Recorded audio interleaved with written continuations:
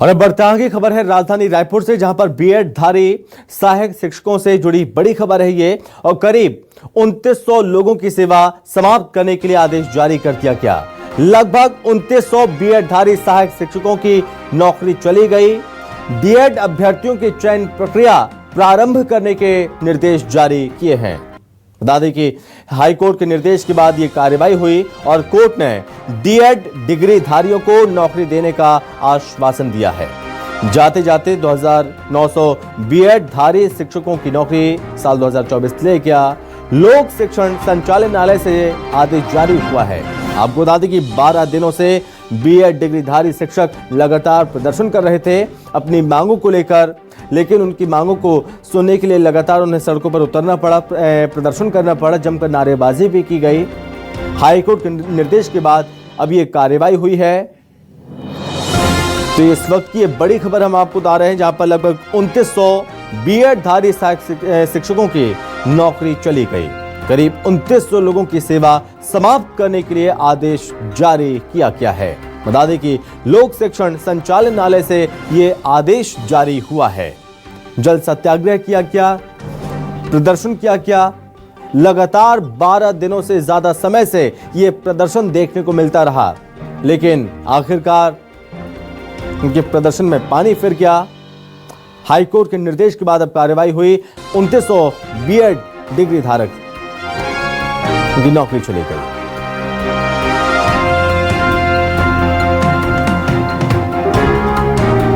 कई दिनों से बीएड डिग्रीधारी शिक्षक प्रदर्शन में डटे हुए थे। खुले आसमान के नीचे प्रदर्शन करने के लिए मजबूर थे। हर तरह से उन्होंने कोशिश की कि सरकार उनकी बात को सुने, लेकिन आखिरकार 2900 शिक्षकों की नौकरी चली गई।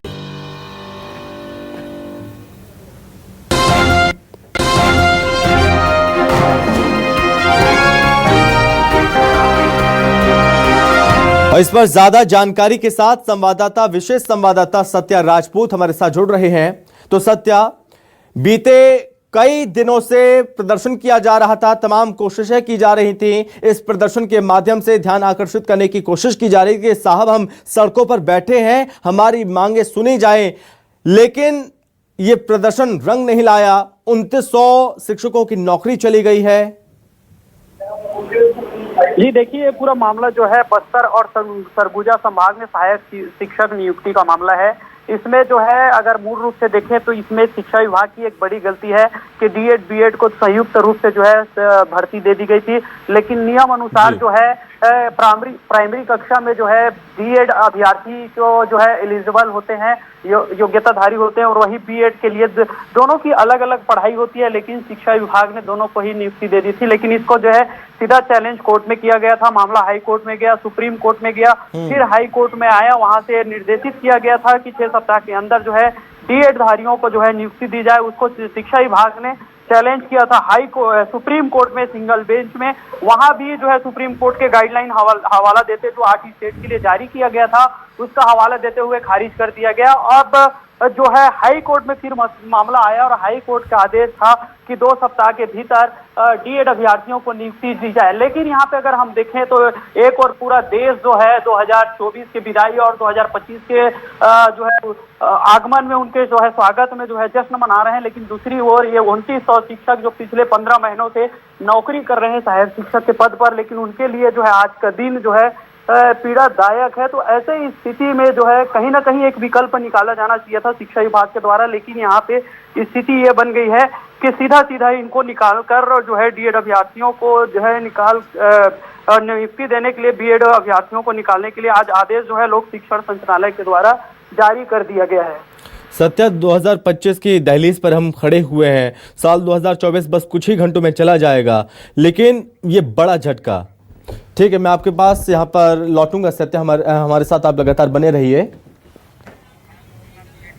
और इस बीच हमारे साथ विकास हैं जो कि बीएड संघ से हमारे साथ जुड़े हुए हैं। विकास जी, ये बड़ी दुखद खबर, ये झटका इसको कह सकते हैं, जहां पर राहत की उम्मीद लगाई जा रही थी, कुछ सरकार तोहफा दे सकती है, लेकिन ये बड़ा झटका है बीएड धारियों के लिए।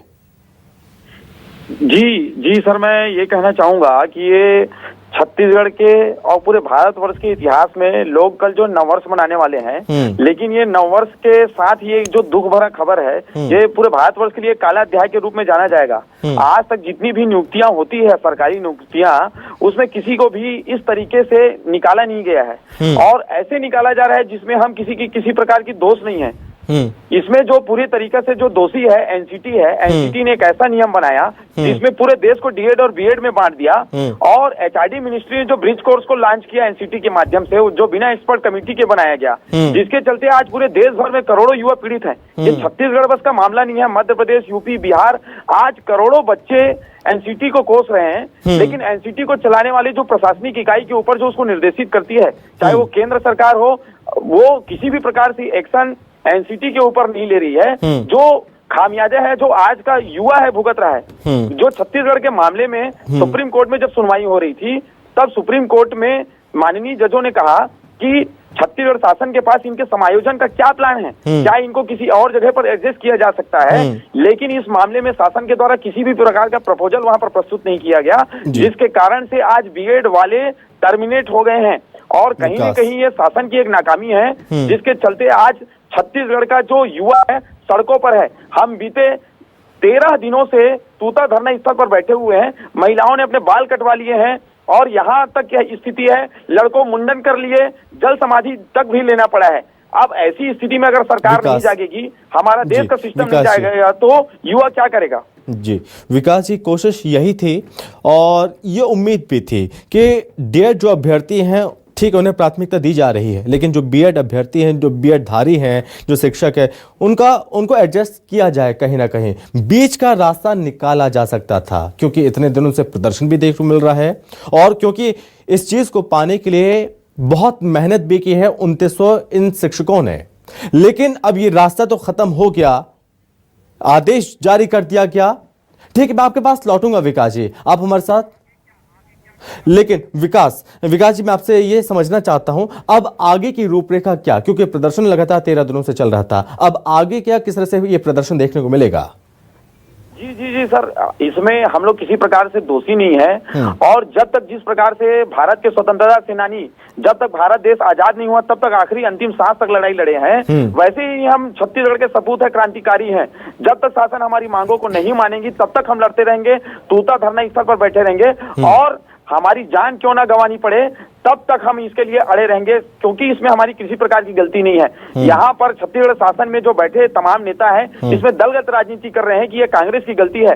मैं स्पष्ट कर देना चाहूंगा, ये कांग्रेस की गलती या भाजपा की गलती नहीं है, ये जो एनसीटी जो बैठी हुई है उसकी गलती है। और एनसीटी को चलाने वाले ऊपर में नरेंद्र मोदी जी की सरकार है केंद्र में, तो एनसीटी ऐसी नाकामी क्यों कर रही है कि आज इतने बच्चों का भविष्य खराब हो गया है। मैं माननीय छत्तीसगढ़ के मुख्यमंत्री जी से निवेदन करता हूं कि 3000 बच्चे, इनका 3000 पूरा परिवार जुड़ा हुआ है, संविधान पर आस्था की बात है, भारत सरकार के लोकतांत्रिक संस्थाओं पर आस्था का विषय है।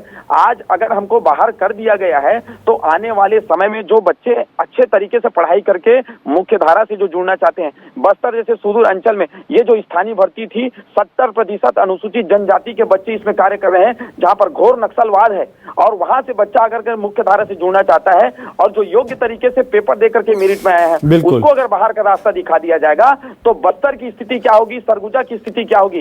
माननीय अमित शाह जी चाहते हैं कि बस्तर जो है नक्सल मुक्त हो, लेकिन यहाँ पर माननीय विजय शर्मा जी जो उप मुख्यमंत्री है, गृह मंत्री, वो रोज घोषणा करते हैं कि जो नक्सलियों के ऊपर इनाम है वो जो समर्पण करेंगे तो वो राशि उन्हीं को दे दिया जाएगा, उनको प्रधानमंत्री आवास दिया जा रहा है, उनको मुख्य धारा में जोड़ने के लिए नौकरी दिया जा रहा है। लेकिन जो मुख्य धारा में जो पहले से व्यक्ति है उसको ऐसी धारा में धकेला जा रहा है जिसका अंधकारमय भविष्य है। समाज किस स्थिति की ओर जा रहा है, क्या इसकी विभीषिका पूरे भारत को और पूरे समाज को झेलनी पड़ सकती है। मैं तो पुनः आग्रह करता हूं कि भारत के लोकतांत्रिक संस्थाओं पर आस्था बनी रहे। माननीय मुख्यमंत्री जी से मैं निवेदन करता हूं, तमाम मंत्रियों से, विपक्ष से और तमाम पूरे भारत की जनता से निवेदन करता हूं कि इस विषय को गंभीरता से ले और इन बच्चों के लिए न्याय हो। जाहिर है विकास जी, आपकी आवाज सरकार तक जरूर पहुंच रही है। न्यूज़ 24 के माध्यम से ये प्रयास भी रहेगा कि इस पर कुछ ठोस हल निकाला जाए, बीच का रास्ता क्या हो सकता है, उस रास्ते पर कुछ विचार किया जाए ताकि 2900 जो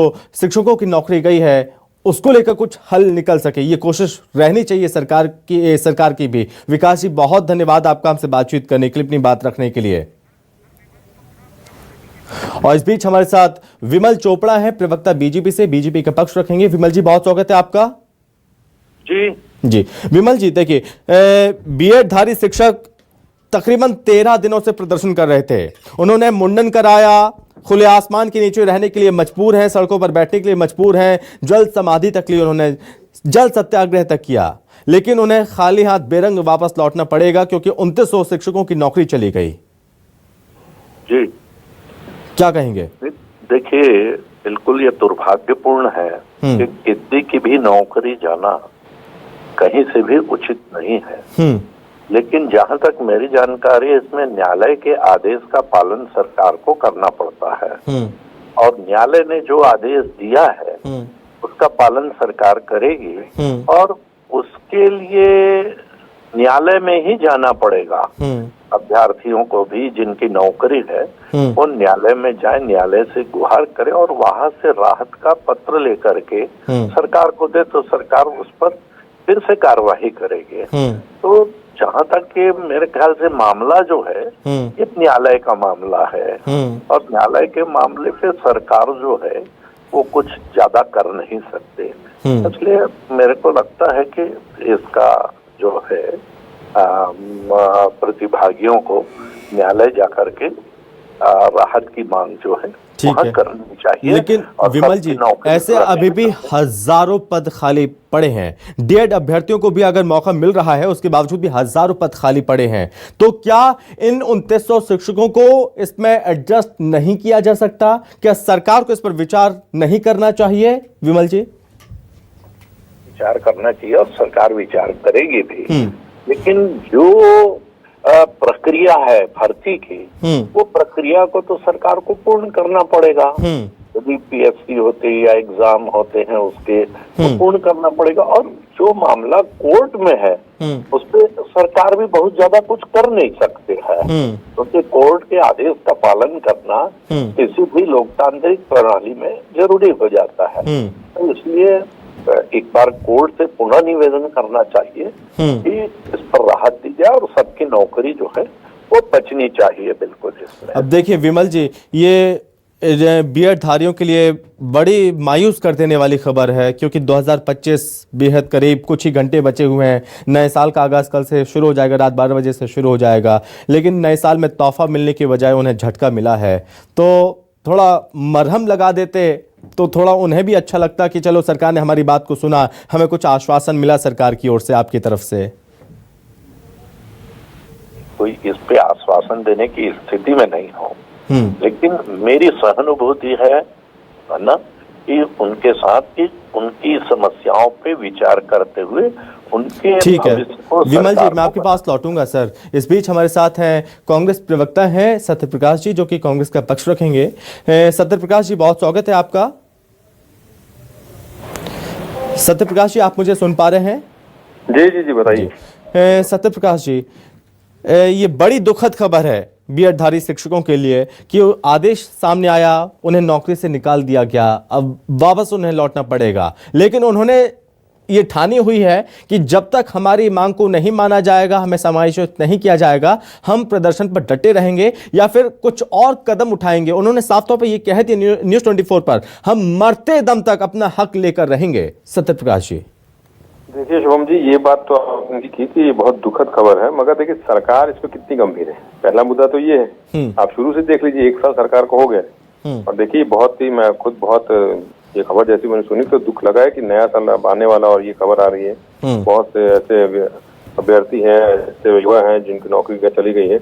मगर सबसे महत्वपूर्ण बात है कि सरकार कितनी गंभीर है इस मामले को लेकर। आप 1 साल सरकार का हो गया, जैसे मैंने बोला, 1 साल में देखिए, आप याद होगा आपको 33,000 शिक्षक होगा, वो कहाँ है आज मामला? वो भी कहीं ना कहीं ठंडे बस्ते में है। 70,000 से अधिक शिक्षकों पद रिक्त है और इन्होंने बोला था अगर रोजगार की बात हो 1 लाख रोजगार की बात की थी, मतलब 5 साल में, मतलब 20,000 प्रति वर्ष। अब 1 साल हो गया, कितने रोजगार दिए इन्होंने? हम तो बल्कि एक मांग कर रहे हैं कि आप 2897 शिक्षकों जो उनको समान वेतन पे शिक्षा विभाग में समायोजित करें। सरकार ऐसे क्या इन्होंने किया है कि वहाँ जो अगर न्यायालय ने आदेश दिया ठीक है, मगर सरकार का क्या फर्ज बनता है? वहाँ पे लड़ेगा कौन? उनके तरफ से लड़ेगा कौन? सरकार लड़ेगी। विमल जी, तो ये बोलिए। गंभीरता दिखता है ना कि आपकी गंभीरता कितनी है कि आप सरकार वहां पे अब तथ्य नहीं रख पाई या कुछ भी ऐसा चीज है जो सरकार गंभीरता नहीं ले पाई, ठीक है। इसलिए न्यायालय ने आदेश दिया। तो ये पूरा कहीं ना कहीं दिखता है कि ये गंभीर नहीं है सरकार, ना रोजगार देने के मामले में, ना ये युवाओं के भविष्य का मामले, ना चाहे याद ठीक जो है। वीडियो आप विमल जी से देखा था, पूछ लेते हैं। इस तरह विमल जी, छोटे बोलिए। बच्चों को धमकी दी जाती है कि हम शिक्षक नहीं मांगेंगे तो आपको जेल में डाल देंगे। तो ये तमाम चीजें हैं, सरकार एकदम फेल हो चुकी है 1 साल में। विमल जी, आप तक आवाज पहुंच रही मेरे? जी जी जी, जवाब दीजिए सर। नहीं, देखिए ऐसा है, कब का मामला है ये कोर्ट में? मेरे ख्याल से जहां तक मेरी जानकारी है कांग्रेस समय का है। हाँ, तो कांग्रेस की सरकार क्या कर रही थी? क्यों लूप होल छोड़ती है? क्यों नौकरियों, क्यों बेरोजगारों के साथ खिलवाड़ करते हैं? उन्होंने कहा कि वो हमने तो नौकरी दी लेकिन आपने नौकरी छीन ली। अरे नौकरी कोर्ट ने छीनी है, आपने उसमें लूप होल छोड़े, इसलिए तो कोर्ट को ये आदेश देना पड़ा कि आपने उसमें गड़बड़ियां की है, आपने उसमें जो है भ्रष्टाचार किया है, इसलिए तो हुआ ना। नहीं तो क्यों होता? यदि आप इन भर्तियों में पूरी तरह से पारदर्शी होते तो कोर्ट क्यों आदेश देता? लेकिन ये भ्रष्टाचार की सरकार थी कांग्रेस की, और उसने इन युवाओं के साथ खिलवाड़ किया है। सत्यप्रकाश जी, लूप फॉल्स थे, सरकार उस पर ध्यान देती तो देती कैसे, क्योंकि मामला कोर्ट में था। जो हुआ है वो सब कुछ चयन प्रक्रिया के तहत हुआ है। भर्तियां हुई भी थी, मैं आपको याद दिलाया तो दिसंबर 2023 और उसका बीजेपी सरकार में फरवरी में भी हुई है। तो इसलिए वही जो पुरानी भर्तियां चल रही थी। और देखिए एक चीज मैं बोलूंगा, यूडीटी जो होता है उसके तहत अगर बना दिया जाए तो बीएड वाले की भर्ती भी हो जाएगी और अदालत के फैसले का सम्मान भी हो जाएगा। तो वही तो मैं बोल रहा हूँ ना कि आपके पास रास्ते हैं मगर आप गंभीर नहीं है। मुद्दा तो वही घूम फिर के आता है कि आप गंभीर नहीं है। और सबसे महत्वपूर्ण देखिए 70% अनुसूचित जाति जनजाति वर्ग के आते हैं जिनका भविष्य के ऊपर सवाल खड़ा हो चुका है। तो आप बताइए ये कहाँ जाएंगे? अब सरकार के पास नहीं जाएंगे तो कहाँ जाएंगे? मैं बार बार बोल रहा हूँ ये बात कि ये गंभीर नहीं है। ये सरकार, आप देखिए कौन से वर्ग खुश है इनसे? किसान अलग रो रहा है कि नहीं रो रहा है धान के लिए? शिक्षक मांगने हुए बच्चे, उनको धमकियां मिलती है, वो अलग शिक्षक ढूंढ रहे हैं, उनको शिक्षक नहीं मिल रहे हैं। आप अपराध की बात कर लिए, रायपुर में कल ही चाकूबाजी हुई है। तो कोई भी वर्ग ऐसा हो जो इनसे 1 साल के अंदर अगर संतुष्ट हुआ हो तो बता दीजिए। कोई वर्ग नहीं, सिर्फ और इनके खुद के नेता बोल रहे कि डीएमएफ में घोटाला हो रहा है। ये क्या बात करेंगे? अब लेकिन सत्यप्रकाश जी, ये सवाल जरूर खड़ा होता है कि जिन शिक्षकों की नौकरी गई है वो शिक्षकों की नौकरी दलगत राजनीति की बदौलत गई है, क्योंकि आप बीजेपी पर आरोप लगाते रहे, बीजेपी आप पर ठेकरा फोड़ती रही और यही वजह रही कि किसी ने उन पर ध्यान नहीं दिया। आज वो नौकरी की दरकार लिए सड़कों पर आज भी बैठे हैं सर्द रातों में। नहीं देखिए जैसे मैंने बोला, हमने तो शिक्षक भर्ती, आप 12,000 शिक्षक की बात करें, उसके बाद 14,000 की शिक्षक भर्ती की प्रक्रिया चल रही थी, सरकार चली गई, अलग बात है। हमने दूसरे विभागों में भर्तियां की तो हमने तो नौकरियां दी है, हमने तो शिक्षक भर्तियां की है। हमारे समय में आप याद नहीं मिल रहे या शिक्षकों को के लिए अगर छात्र ने आंदोलन किया, छात्रों को धमकी दी गई हो, ये बताइए आप। यही मैं बोल रहा हूँ, वहां से दिखती थी। अरे 15 साल में जो सरकार या जो राजनीतिक दल एक स्कूल के बारे में कि हमारे आदिवासी वर्ग के बच्चे, मजदूर वर्ग के बच्चे को अच्छी शिक्षा मिल सके, इस 15 साल में नहीं विमल जी, 15 साल में आत्मानंद स्कूल क्यों नहीं लेके आए? पूछिए इनसे। तो ये तो हमने तो एक नींव रखी कि गरीब वर्ग बच्चों को भी अच्छी शिक्षा। विमल जी, भले ही मामला कोर्ट में था, हाई कोर्ट में था, क्या बीच का रास्ता निकालना क्या मुमकिन नहीं था? क्या संभव नहीं था कि बीच का रास्ता निकाला जाए? जो 70,000 पद रिक्त हैं उसी में एडजस्ट कर दिया जाए। कैसे करेंगे? नियम कानून प्रक्रियाएं होती, फिर से आप कोर्ट के चक्कर में युवाओं को डालना चाहते हैं क्या? क्या आप ऐसा कोई ये संविदा नौकरी है क्या? है ना? इनको कांग्रेस के प्रवक्ताओं को थोड़ा समझना चाहिए। इन लोगों ने 5 साल पूरा भ्रष्टाचार किया, इसलिए तो उनकी सरकार गई। आज देख लीजिए। लेकिन वो ये पूछ रहे हैं ना कि 23 के बाद तक भर्तियां कैसे होती रहीं? भर्तियां हैं, हाँ, वो तो नियम से होंगी। आपने जो लूप होल्स छोड़े, हाँ, है ना, उसके कारण कोर्ट को ये फैसला देना पड़ा। अरे आप यदि भ्रष्टाचार नहीं करते और आप यदि सब चीजें ठीक से करते तो ये क्यों होता? कोर्ट में मामला क्यों जाता? चलिए ठीक है, कि नियम शर्तें जो है वो आपने गलत बनाई ताकि आप। चलिए ठीक है विमल जी, बहुत धन्यवाद आपका हमसे बातचीत करने के लिए, और सत्यप्रकाश जी आपका भी बहुत धन्यवाद अपना पक्ष रखने के लिए। धन्यवाद। तो फिलहाल बीते 13 दिनों से ये प्रदर्शन चल रहा था। इस प्रदर्शन का असर फिलहाल कुछ नजर नहीं आया, और बल्कि नए साल से पहले बड़ा झटका लगा है। ये इन शिक्षकों के लिए बड़ा झटका जरूर साबित होगा। लेकिन इन बीएडधारी शिक्षकों की साफ तौर पर ये दावा, ये उनका कहना है कि भले ही नौकरी से निकाल दिया गया, नौकरी चली गई, कोई दिक्कत नहीं, लेकिन प्रदर्शन हमारा अभी भी थमेगा नहीं। ये प्रदर्शन हमारा और ज्यादा अब उग्र होगा।